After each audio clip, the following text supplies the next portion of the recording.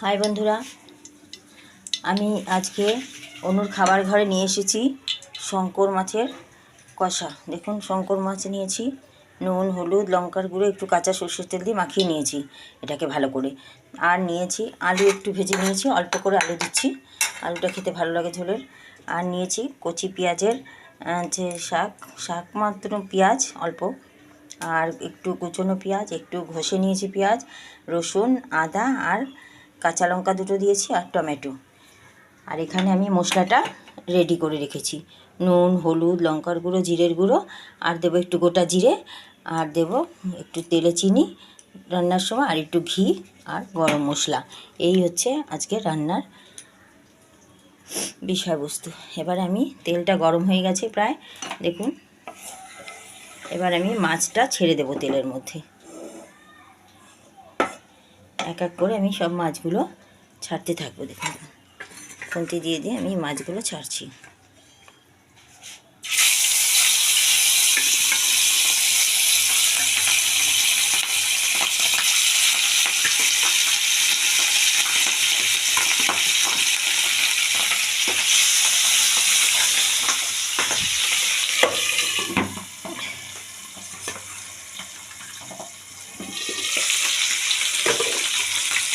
এই মাছ আবার ছেটে খুব, সেই জন্য আমি একটু ঢেকে রেখেই মাছটা রান্না করব।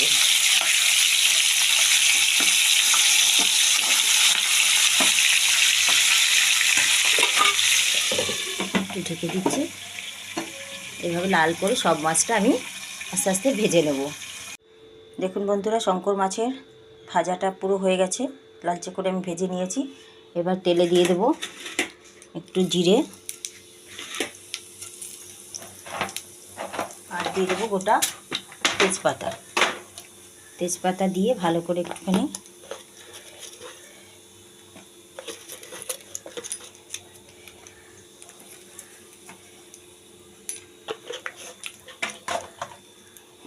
আর দিয়ে দিলাম তেলে একটু চিনি, একটু কালার হওয়ার জন্যে। এবারে আমি ভালো করে এটা লাল করে, একটু জিরেটা পুড়ে উঠলে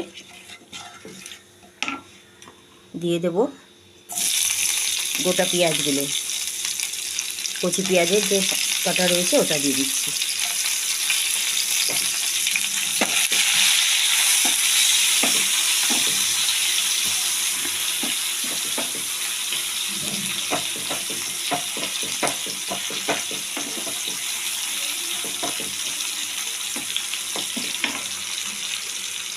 এবার তেলের মধ্যে দিয়ে দিচ্ছি একটু হলুদ, একটু নুন, এই পেঁয়াজ টমেটোগুলো ভাজার জন্য। আর তো মশলা তো রেডি করেছি, মশলা দেবো পরে।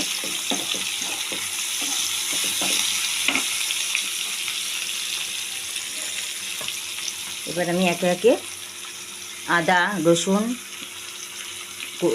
ঘষে রাখা পেঁয়াজ আর টমেটোগুলো দিয়ে দিচ্ছি।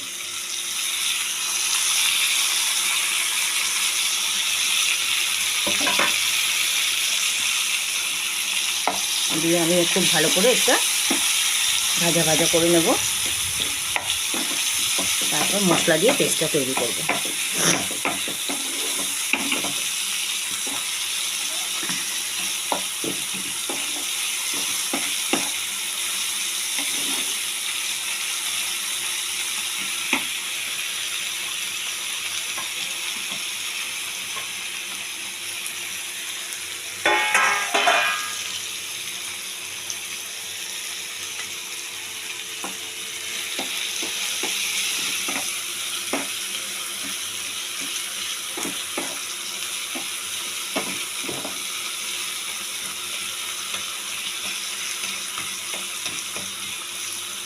আপনারা কেমন করে বানান শঙ্কর মাছ আমি জানি না, আমি আমার মতো করে বানিয়েছি। একবার এইভাবে রান্না করে খেয়ে দেখবেন, গরম গরম ভাতের সঙ্গে খুব ভালো লাগবে।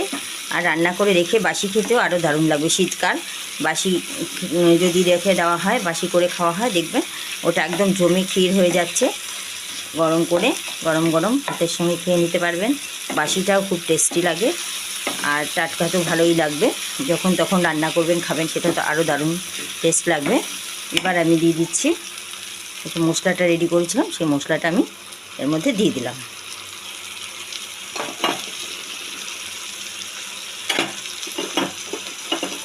আর এটা একটু ধুয়ে একটুখানি জল দিলাম।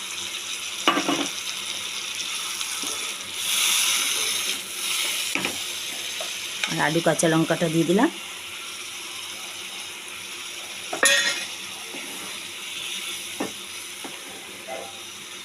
এবার আমি 2-3 মিনিট ঢেকে রেখে দেবো। মশলাটা একটুখানি ভাজা ভাজা হবে, এরপর ফিরে আসছি। ফিরে এসেছি, ঢাকনাটা খুলে দেখাচ্ছি। মশলাটা প্রায় কষে উঠেছে। এবার মাছ দিয়ে আরেকটু কষাবো। দেখুন, নাড়িয়ে দেখিয়ে দিচ্ছি। মশলাটা অনেকটাই ভাজা ভাজা হয়ে গেছে। মাছ দিয়ে আরেকটু ভেজে আমি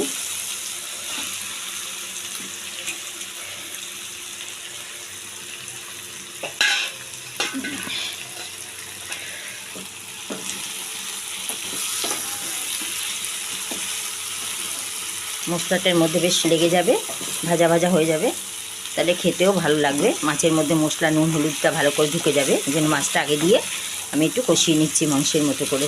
আর এই জিনিসটা ঠিক মাংস কষা মাংসের মতনই হবে। আমি বেশি ঝোল দেব না, কষা কষাই রান্না করব।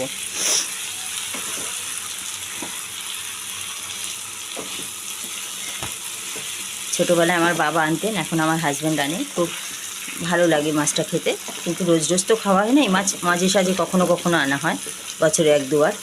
তো ভালোই লাগে খেতে। আপনারা বানিয়ে খেয়ে দেখবেন আর কমেন্টে আমাকে জানাবেন কেমন লাগছে খেতে। দেখুন, পুরো ভাজা ভাজা হয়ে গেছে। এবার আমি দিয়ে দেব জল, খুব অল্পই জল দেব।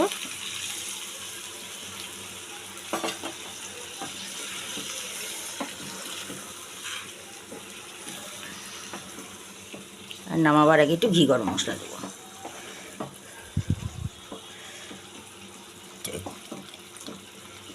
ছাল চামড়াগুলোকে একটুখানি ঢুকিয়ে দিচ্ছি যাতে সিদ্ধ হয়, নাহলে। আর আঁচটা একদম লো টু মিডিয়াম আছে ঢেকে রান্না হবে। আর 5 মিনিটের মধ্যে আমার রান্না কমপ্লিট হয়ে যাবে মোটামুটি।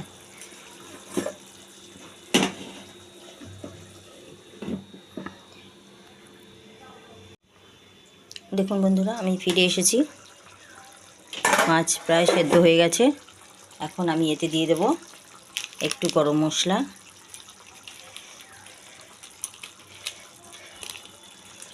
আর দিয়ে দেব একটু ঘি। তারপরে আমি উল্টে পাল্টে এটাকে নামিয়ে দেব।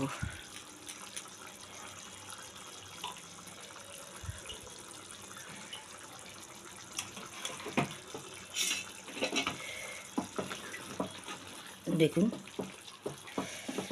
কেমন হয়েছে দেখতে শঙ্কর মাছের কষা।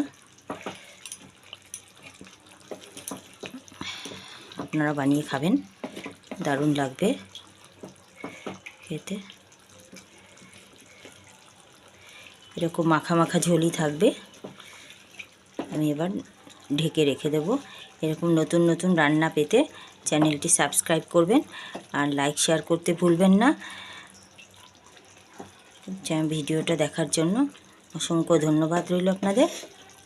তাহলে আমার শঙ্কর মাছের কষা রেডি হয়ে গেল। এখন আমি গ্যাস অফ করে দেব, এটা ঢেকে রেখে দেবো।